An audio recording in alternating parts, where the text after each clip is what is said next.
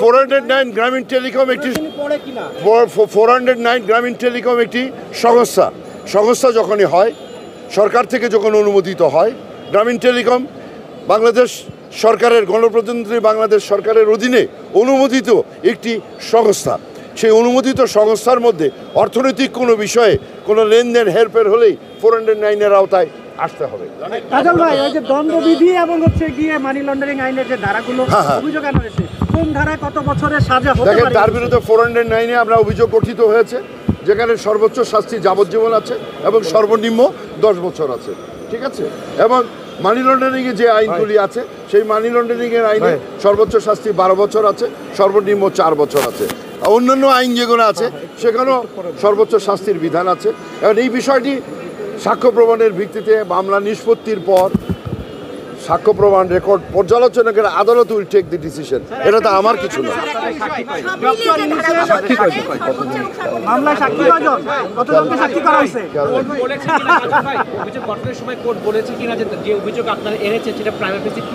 হ্যাঁ, মাননীয় আদালত না, শুনেন, উনি মামলায় এসছেন, ওনাকে দুর্নীতি দমন কমিশন বা দুর্নীতি দমন কমিশনের পক্ষ থেকে বা আমি প্রসিকিউটর হিসাবে তাকে কোনো সময় অসম্মানিত করা, হেয় প্রতিপন্ন করা বা কোনো কথা আজ পর্যন্ত আপনারা শুনেন নেই, এখনও পর্যন্ত শুনবেন না, আগামী দিনেও শুনবেন না।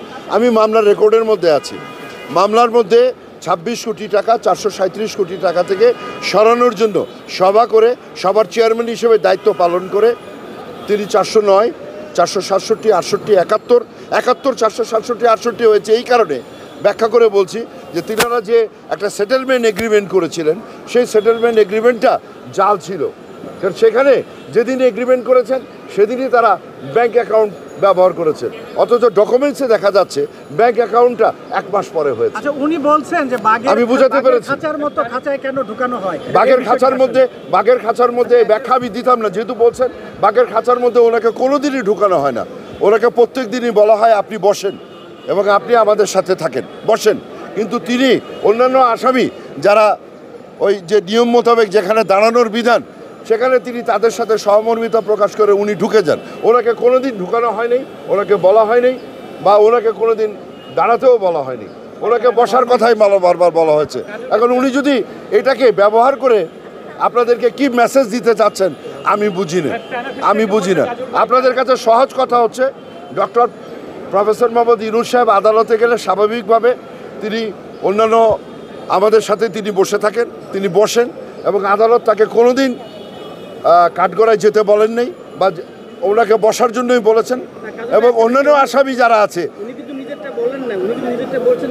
উনি কি বলেছেন আমি জানি না, আপনারা প্রশ্ন করলেন, আমি আপনাকে জবাব দিলাম।